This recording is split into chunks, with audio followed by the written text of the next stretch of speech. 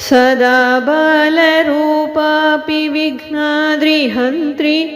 महादन्तिवक्त्रापि पञ्चास्यमान्या विधीन्द्रादिमृग्या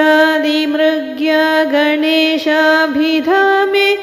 विधत्तां श्रियं कापि कल्याणमूर्ति न जानामि शब्दं न जानामि चार्थं न जानामि पद्यं न जानामि गद्यं चिदेका षडास्या हृदि द्योतते मे मुखानि सरन्ते गिरश्चापि चित्रं नमः केकिने शक्तये चापि तुभ्यं नमश्चागतुभ्यं नमः कुक्कुटाय नमः सिन्धवे सिन्धुदेवाय तुभ्यं पुनस्कन्दमूर्ते नमस्ते नमोऽस्तु महाम्बोधितीरे महापापचोरे मुनीन्द्रानुकूले सुगन्धाख्यशैले गुहायां वसन्तं स्वभासालसन्तं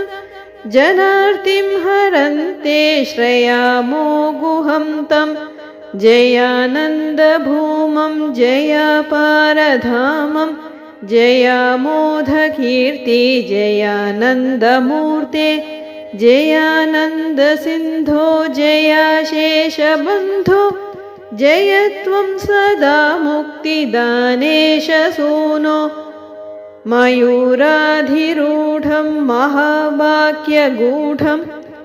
मनोहारिदेहं महच्चित्तगेहं महीदेवदेवं महावेदभावं महादेवबालं भजे लोकपालम्।